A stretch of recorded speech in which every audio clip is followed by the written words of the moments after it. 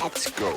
You're listening to Making Data Simple, where we make the world of data effortless, relevant, and yes, even fun. Podcast listeners, welcome back.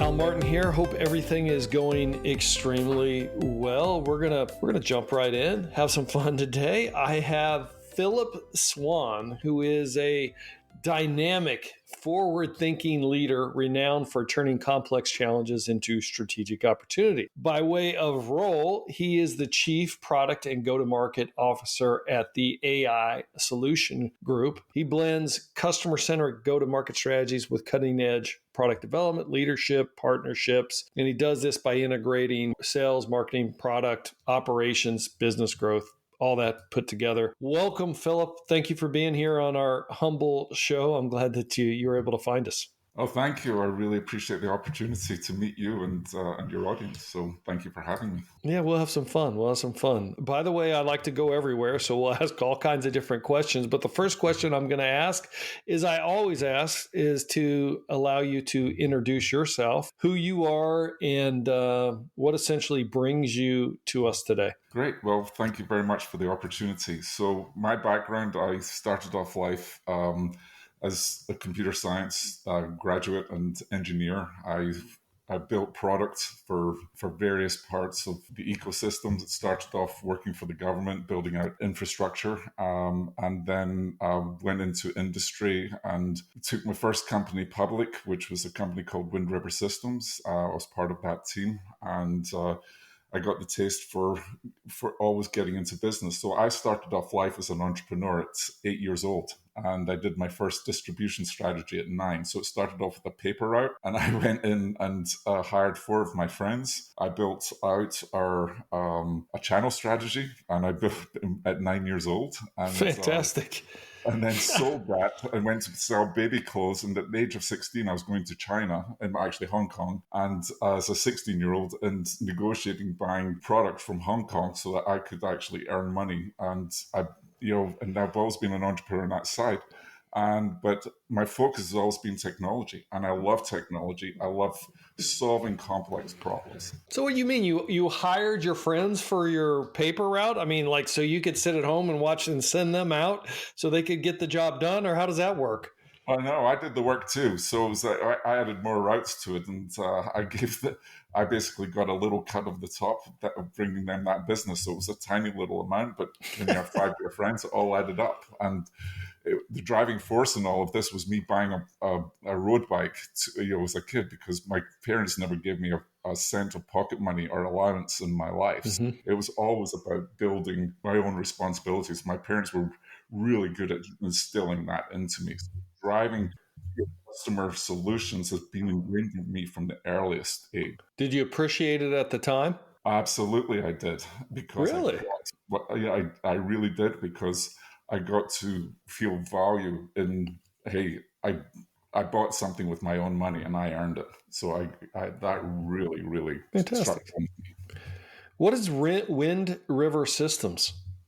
So Wind River Systems was it was a company that was focused on real-time, what's called real-time operating systems. And it was back in the day when everybody was building their own custom software, and we had a vision of actually driving custom off-the-shelf embedded systems, which ultimately became Internet of Things. And so I've been in this deeply embedded world my entire career in building custom solutions to solve client problems.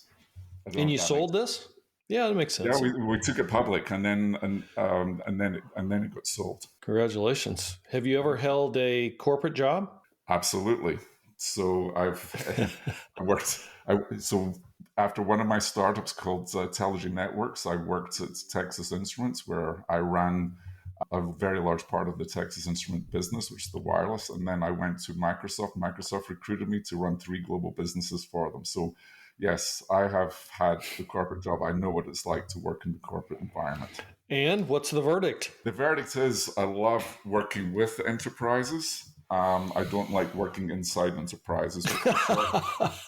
Why is that? Tell me more. You gotta expand on that. The expansion on that is just like I don't deal well with politics, all right, and I like getting stuff done. I don't believe in big teams. I believe in small pods to solve complex problems, because when you have too many voices in the room with different competing agendas, it's things slow down and things don't seem to happen. So what I've always really instilled in all of my teams is, globally, is that you've got to eliminate the noise and focus in on what's important for for solving the customer problem. And the problem when you get into a large enterprise is there's a lot of overhead, understandably so, but it's really about how can you work within this large enterprise environment, create these small pods, and create action forward. And this is where AI culture is going to be changing things as we lead into this new age of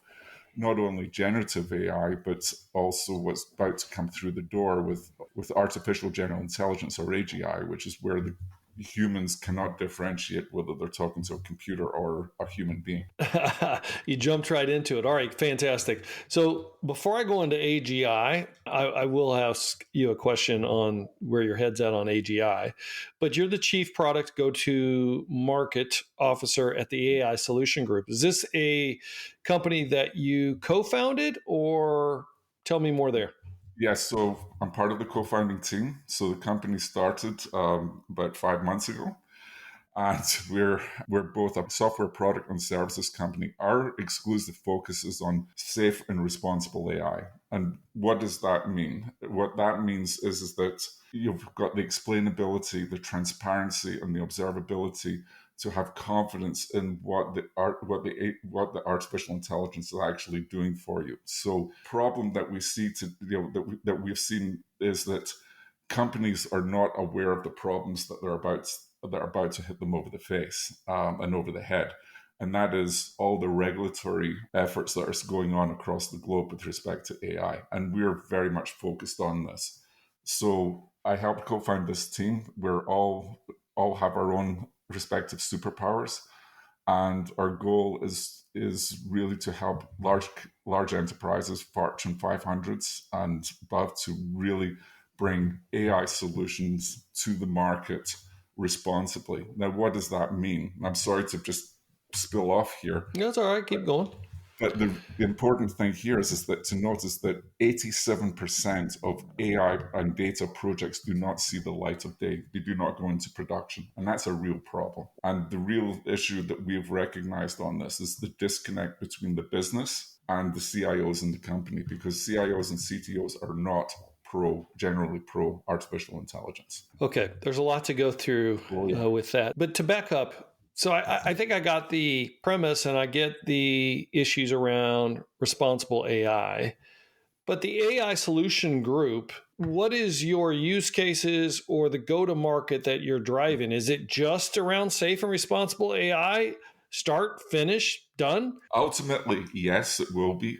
But in the short term, no. So our use cases initially were focusing on 3 key areas: manufacturing, because there's a massive problem in asset management and inventory management; safety and security on manufacturing floors. That is another big use case for us. The other use cases fall into financial services and insurance. So things like fraud detection and other, and know your customer type activities. And the third one is pharma and healthcare. We're less focused on that yet right now, but we're primarily focused on manufacturing and FSI as verticals that we're going after. And the reason for that is that that's where the low-hanging fruit is today. So you're saying manufacturing, I presume the safety and security went along with manufacturing? I had that as a separate one. So, okay. So that is absolutely correct. Manufacturing, safety and security, financial services and insurance, and then pharma and healthcare. Those are the 3. Yeah. And those are the 3 because you see those are the biggest opportunities in use cases that are in high demand right now. in high demand right now and where the biggest problem is. So we don't look at pain points. We look at migraine level pain points. And so the problems we're tackling are $100 million plus problems for the companies we're working with. Because if we can save them not only in terms of capital and their capital intensive inventory management and asset management, if we can help them also with the safety, which we are on the factory floor, these are all combined together to deliver really useful and valuable solutions to our customers. Does that make sense? Makes perfect sense. But to drill on that, is this essentially putting virtual agents on top of these technologies, or exactly tell me what AI we're talking about here? Great question. So we are literally building products on Quicksand right now. And let me tell you what I mean by that. We are in a transition phase because what we've seen with generative AI today pales in comparison of what we're going to see within 6 months. And what I'm referring to is that AGI becomes real within 6 months. So what we're building right now is really focusing on building for our clients agents, just like you said. And what is an agent? An agent is a software entity that does a specialized task. And you will typically have families of agents. So we are literally building agents for our customers that are both microservices and agents that will deliver those solutions. And we're very focused on the security and data protection, because that is absolutely critical to data is everything with this, right? So you say AGI in 6 months. Yes. There's some people I have on the podcast that there's a question that I always ask, one of my favorite questions. Maybe I'll ask it to you at the end. In fact, I will. But you get a heads up, and that is what's true, but nobody believes you on. Mm-hmm. Like a couple times I've asked that question. I think more than once, the answer that I've received is AGI is not going to happen. There's a lot that believe that we're ways off one way or another, whether it happens or not. You're saying, no, we'll have it in 6 months. Can you say more on that? We have seen through various sources, which are reliable sources. One of our co-founders is the head of OpenAI's developer forum. So we have, without disclosing any NDAs, we see the direction where things are going, right? So we have what's called O1 Preview right now, which is the latest model out from OpenAI. That is the model that is training GPT-5, or the code name Orion. Orion will be AGI. They may not call it AGI, but it will be. The big challenge that they've got is going to be around security. It's going to be around data protection. But we are all of the belief that this will happen within 6 months. Now, what will happen within 3 years is something called artificial superintelligence, which takes it to a next level, which is why safe and responsible AI is important right now. All right, so now I'm sure you've got all the listeners very intrigued. They're leaning in. But what's your definition of AGI then? My definition of AGI is where I could not tell as a human whether I was talking to a computer, or as the old Alan Turing test, the old Turing test. And it's kind of tell the difference between a computer and a human. I could not when this was down to. So what was shown to me was an application where I could get it, where I was using it, and I pretended to be a very angry person on the end of a customer service call, right? And there was cursing involved. There was everything else. The AGI went into immediate de-escalation mode and problem-solving mode with me right there, and solved the problem in less than a minute. And it was a stupid example, which was, hey, I just bought a lawnmower and the thing doesn't work, right? And I was using general terms, getting really angry. You're pretending to be really angry and really focused in it. The other example we used was we had it sing "Happy Birthday" in Mandarin with a Northern Chinese accent, and one of my business partners, his wife, is from Northern China, and said that was greater than 99% accurate, and with the local accent. While these are "quote unquote" simple examples, they were very real, and this very compelling. Very compelling. So you started out And there must be good reason that you went right into safe and responsible AI. You didn't hit on the use cases like the manufacturing, the financial services, the pharma. You went into safe and responsible AI. There must be a reason for that. So tell me more on Yes. that now. Yeah, so the reason for that is there are over 300 pieces of legislation globally going on around AI today, and it's a quagmire. The EU is further ahead than anywhere else, and so there's this thing called the EU AI Act, which the EU is getting ready to sue companies for up to 7% of their global revenues. So they're just itching to go after a large corporation for a multi-billion-dollar fine. And that will happen. And when that happens, everybody's going to wake up to the fact that they need to actually pay attention to these laws and regulations. We have on our team a gentleman by the name of Alistair Lowe Norris, who was Satya Nadella's chief change officer at Microsoft. He is our head of responsible AI. He is really focused in on the global standards, the global regulations, the global compliance issues. And we have taken this to a new level that very few other people have access to this level of knowledge within one company. So when we're building product, we're factoring in that safe and responsible AI to ensure that we're giving our clients that green light that when they deploy to market, they're not suddenly going to have the EU or California or any of the other 36 states in the US that are doing their own pieces of legislation. We will take care of that for you, ensure you're always in the green. That's what we do. So is it all about regulation? Is the regulation the sole driving factor that you're up against? No. And the idea is to be able to ensure a company's adherence to that legislation and regulation? Or is there more behind the curtain? There's a lot more behind this, the governance side. So what we're talking about is the compliance side now. And what we're also doing is helping our clients with is the governance side. So how do you build the governance into your company culturally? So it's not just about technology. Our differentiation is that we bring the strategy, the technology, and the behavior to change your culture. Because when you talk about an AI culture, it's radically different from the cultures that are within large enterprises today. And there's so many threats to companies in their existence on this, because you can find, as an example, Samsung's source code on GPT and ChatGPT. Why? Because somebody at Samsung basically put the code into GPT and GPT learned it. That's called shadow AI. That is dangerous in of itself for intellectual property. When you're challenging the culture of a company, you've got to bring the strategy and the behavior in to make the technological changes that you're trying to make.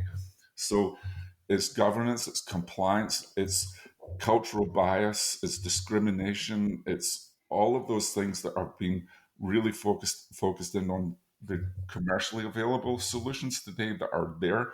We have to take that and build these environments that are safe for the employees, safe for their company and the company brand value, and safe for the company's customers as well, because it just takes one breach for people to lose confidence in your brand. Is that more tech, or is that more process or change management or governance? Change management at the core of this, and you hit it right, the nail right in the head, is a change management exercise. It's changing behavior. It's changing culture. It's changing how you're delivering better solutions and better outcomes for your customers using technology. So technology has a major play on this, but change management, if anything, underwrites absolutely everything. I'll tell you what's going through my head. When I hear regulation, it's kind of a shame in some sense that we have to have regulation to force some of our behavior. Right now, as I look at many of the large language models that, as we've talked about before on this podcast, that just scrape the internet and everything that goes along with it, including hate speech, including copyrighted material, as if nobody should or is supposed to care. And I see enterprises, I see individuals using that material as if, yeah, it's not my problem. And I am proud to be a part of IBM. Our large language models we're really cleaning these models. It's taken us longer from go to market to do that so that we can fully indemnify, knowing that our models don't have the copyrighted material, don't have the hate speech, etc. I guess what I'm trying to say is it feels like most in the industry don't care right now. And you may be right. I don't know if you've said this, but it seems like you were alluding to the fact that it's about targeting some of that regulation, because I'm not a regulation guy.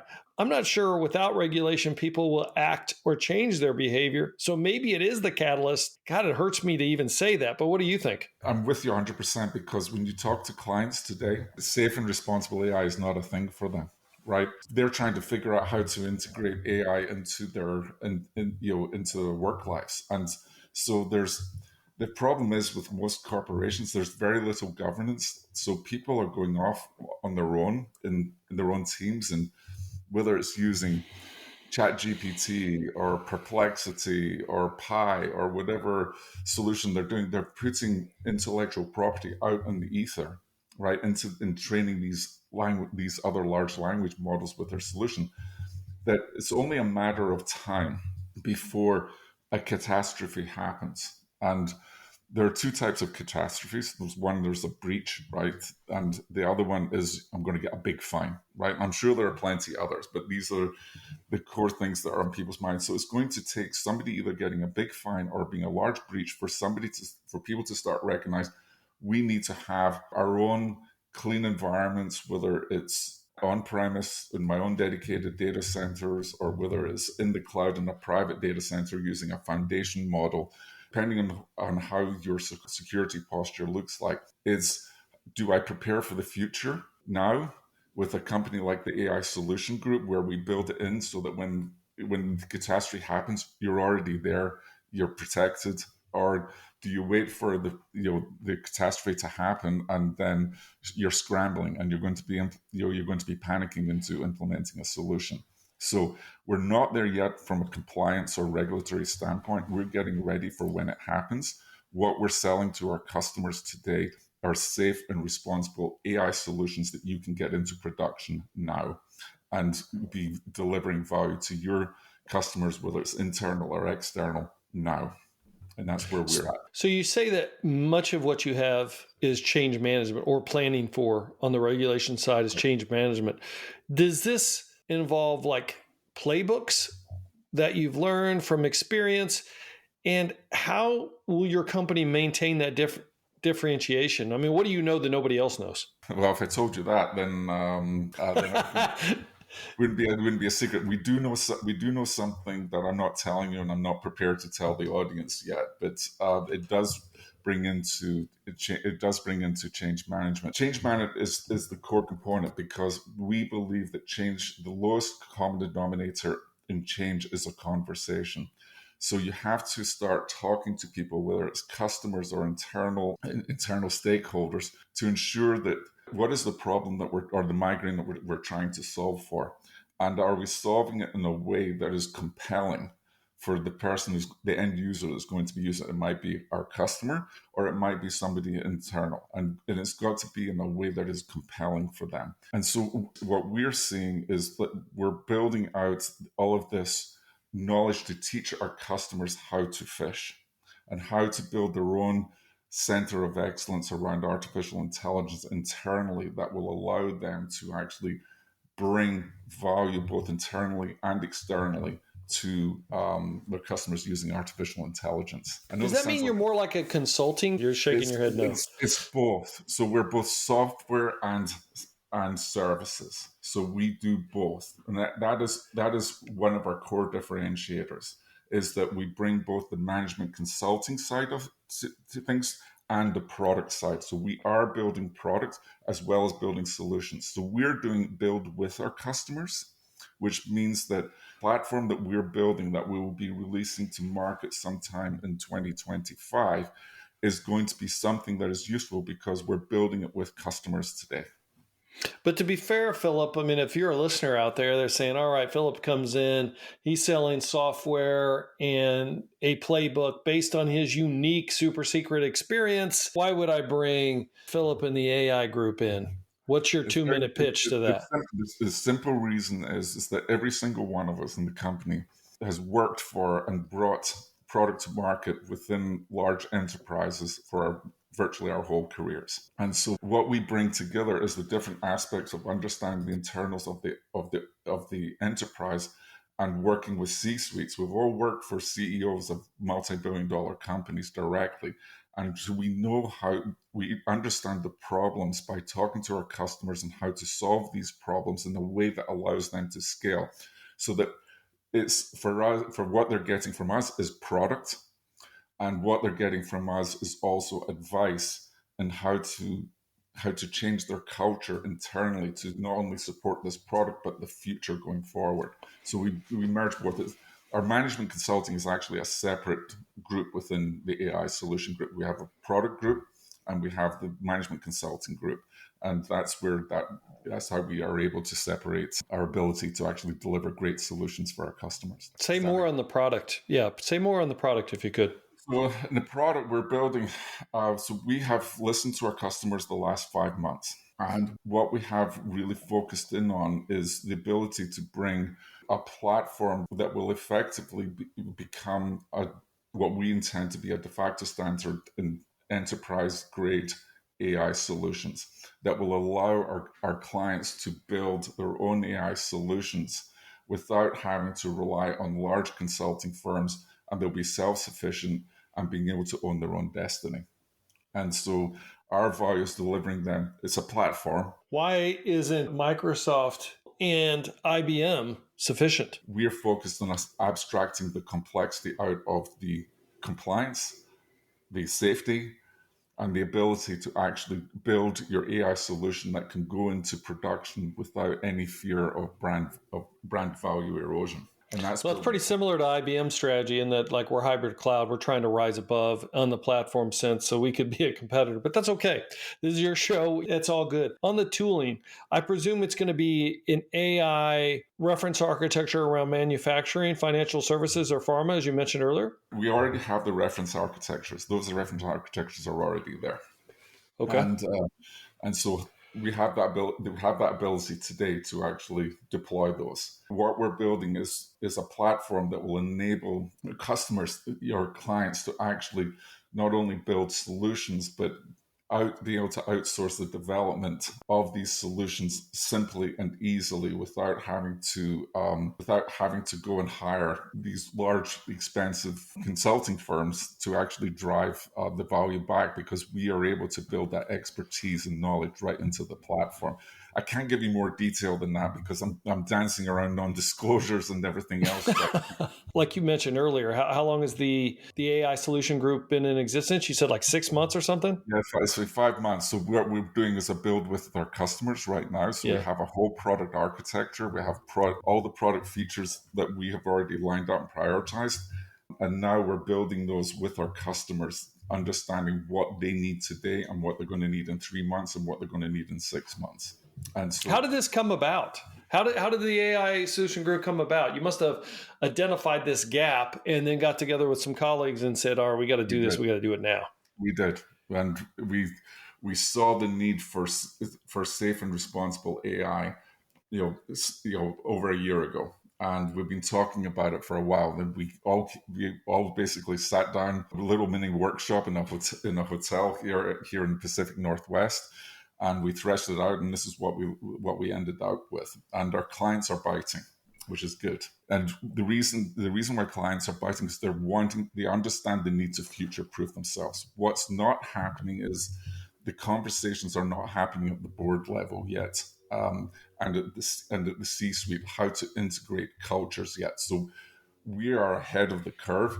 So what we're delivering to customers today is what they want. Right, which is an AI solution that works for them because they've had so many failed attempts. So they want to see if it's hype or it's not. So we go in typical case, like we would work with IBM on this as much as we'd work with Microsoft or anybody else, is you establish a beachhead, you make that successful, and you expand. And you expand and you expand. What do you see as the top issue or top issues with achieving the regulatory compliance today, and or just the definition of safe and responsible AI? Oh, that's the biggest issues is that people don't understand the complexities, and they don't have people on staff that really have dug deep into what's going on in the EU, the regulatory landscape that's going on in the US. It hasn't become a concern yet, honestly, Al, until somebody gets sued, right? When somebody gets sued by the EU, that's when people will start to really wake up to this being a real issue, as opposed to because people right now are rushing to try and differentiate themselves over their competition, and perhaps not doing the safest or the most responsible things in order to achieve those goals. What's the biggest gap, do you think, in terms of achieving those goals? Data.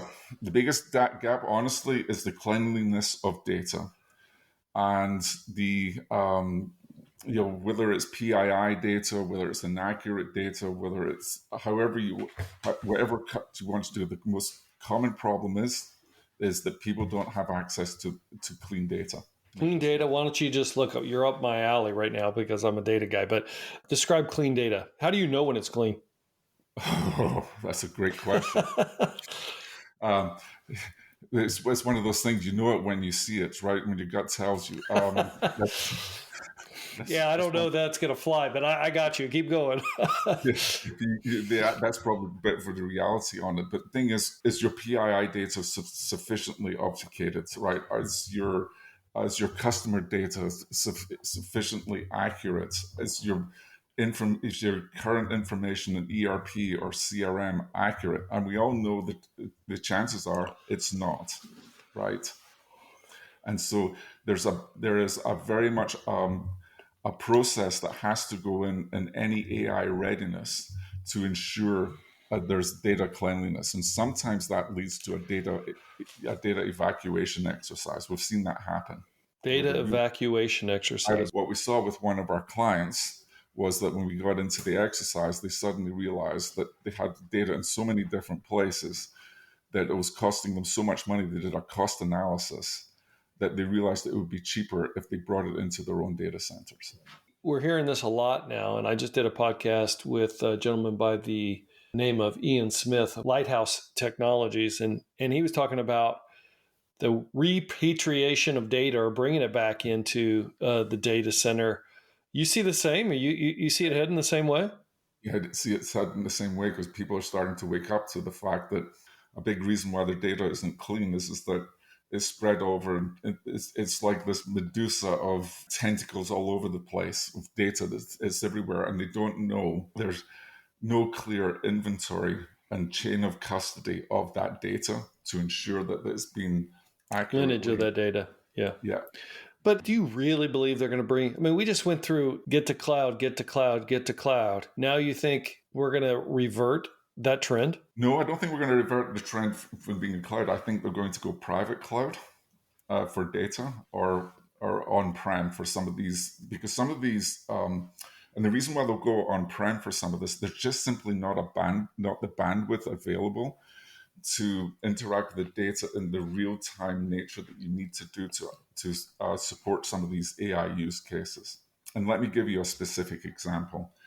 If you have a computer vision problem where you have a factory, and in that factory you have issues around product theft, you have issues around safety, physical safety of human beings, of getting injured or worse, dying.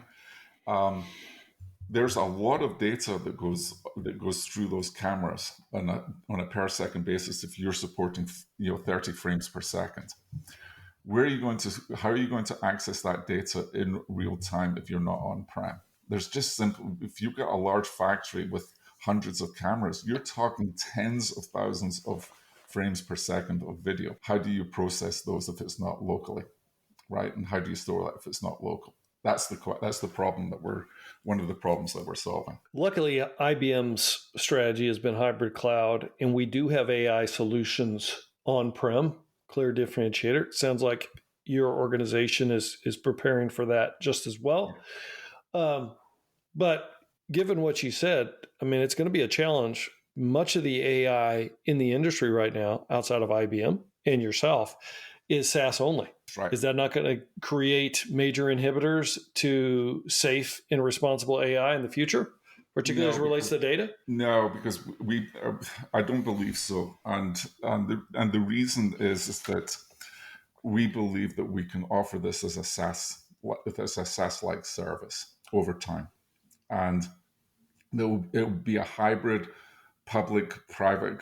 There'll be a hybrid cloud environment. It will be a public versus private cloud discussion, but everything will be as a service, and we do see this as being a service. And the question that most companies that we're challenging them with is like, this is the real problem. Here's the way we need to solve it. And a lot of this, to protect your data, it needs to be either on-prem or in a private cloud. And the challenge that we're seeing now is how people are really understanding how complex their current environment is from a data perspective. And it's we ran into one situation where the client had 780 databases across their entire company, right? And it was a massive problem. And it took us 2 years. This was our prior experience, but it took us 2 years to get that situation corrected, because it was so complex. Unwinding that complexity to turn it into something that was simple was a very difficult exercise. And we've got the patterns down now, and this is the key, as you know, at IBM. Understanding the patterns and being able to repeat those patterns is how we deliver value to our customers. What scares you most on the opposite side of safe and responsible AI? Obviously, that implies very unsafe and irresponsible AI. Yeah. So there's got to be like a major concern, maybe even above and beyond your company, but just what gives you pause right now? Biggest pause it gives me is it good for people and is it good for the planet? Right. So everybody worried that when word processors, the old keyboard word processors came out, that that was going to change how we had secretaries back in those days. How is it going to change things? It was about retraining. This is about retraining and change management, right? So my biggest fear right now is that companies just blindly put out products like what Anthropic just announced last week. This whole screen scraping thing that they announced last week. I immediately saw that and we're like, just because you could doesn't mean you should, right? And so my biggest fear is like companies like Anthropic that are not thinking from an overall safety perspective. Because I don't, if you release something into the wild like this, you're not thinking privacy, you're not thinking data protection, you're not thinking security of your customer. So that's my biggest fear. My biggest fear is that some of these applications get in the wild and people get hurt physically or emotionally, right? And because this is going to magnify problems. It's going to magnify propaganda. It's going to magnify bad behavior. It's going to magnify security, right?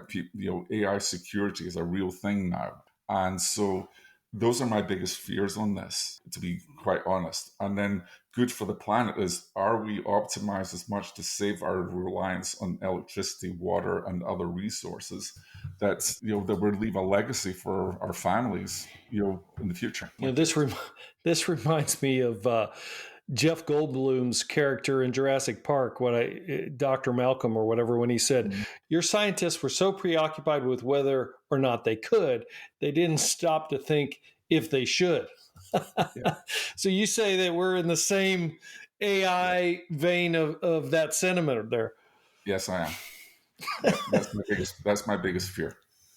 But I welcome this technology. And the biggest flip that I have personally made is to let all of my own biases and my own experiences just flow off of here, because it's now about the art of the possible versus the impossible. And now, just because it's possible, is it the right thing to do? And that's what we're bringing, that morality, that experience. We're a bunch of older people in the company, so we've seen it. We've been through multiple revolutions in technological shifts, whether it's mobile, whether it was internet, all of the ones that we've lived through. Now this is the biggest one of our lives. This is a tectonic shift, And with tectonic shifts comes great change, and with great change comes great responsibility.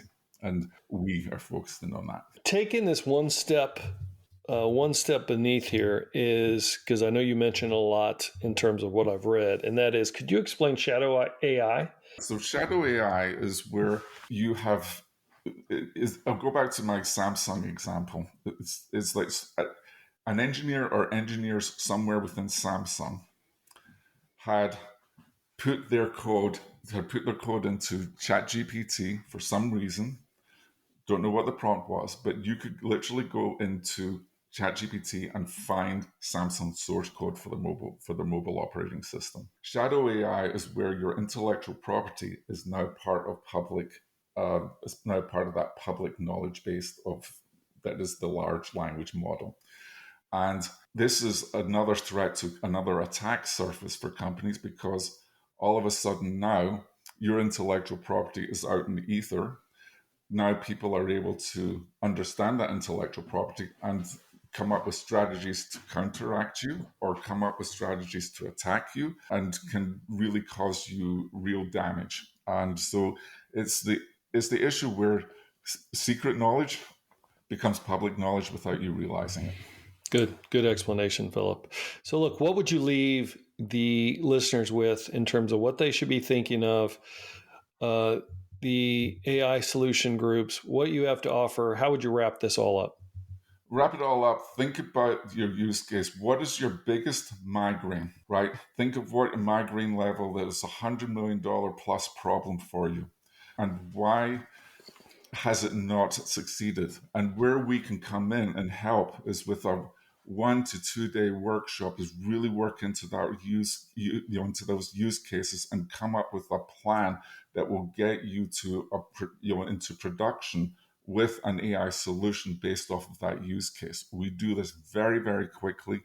We understand, because of our expertise, we are able, and experiences, we're able to bring together the key stakeholders within the large enterprise to build up that vision for their AI strategy and deploy something into production that gets their minds thinking about the possibilities of real value versus hype in delivering those AI solutions to production. And those production can be, it doesn't matter whether it's on IBM or Microsoft or anywhere else. It's really about that value proposition to the customer. Sounds terrific. Where can listeners reach you and or the AI Solution Group? So the AI Solution Group is very easy. It's the aisolutiongroup.ai is our website. You can reach me on LinkedIn. My LinkedIn profile is Philip with 2 L's, PHILLIP-SWAN.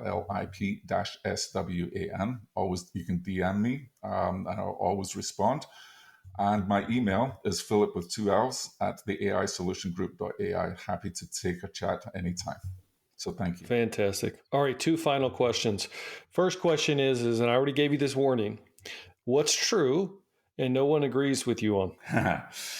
What's true and nobody agrees with me on? What's true is that companies do not care about safe and responsible AI yet, except for very few. That is true. Mm-hmm. And what we focus in on is education, and delivering value to our customers. So we are customers obsessed. And so understanding what's true, nobody believes in us. And right now it's literally, I fast forward 6 months, I believe it will be a different story within 6 months. And through your education that you mentioned, you're able to pivot the non-believers to believers? You've seen success there? We have, absolutely. And the reason is we deploy successful use cases. That's how you convert them. And they see the process. And they see that we're teaching them how to fish. So they're seeing a whole new world in front of them, which is great. Last question. So I work out of New York. However, my hometown is Kansas City. I hear you've spent some time in Kansas City. Is that true? Yes, I have. I used to have an outdoor grilling company, believe it or not, once upon a time, and we Not no tech. You're an interesting dude. All right. Yeah, that was my only foray into non-tech, and it was my first and my last. I'll just leave it at that. I've got some scars on my back, but Yeah. we used to go to Kansas City. We used to sponsor the Kansas City Barbecue Society, and I love Kansas City style barbecue, and Same. it's. I know how to do low and slow, man. I just love it. I'm with you. See, everybody listening, Kansas City style of barbecue, the best. It's low heat and slow cook, right? It's all the how to make a brisket and burger. It's all in the cooling. It's not in the cooking. It's all in the cooling. How do you cool it down? And it's also because we drink a lot here. We just drink all night long while we're just letting it cook. That is true. That is true. There's nothing wrong with that either. Awesome. Hey, Phillip, thank you so much for being here. It's been a pleasure talking with you. Yeah, thanks, Al. I really appreciate it.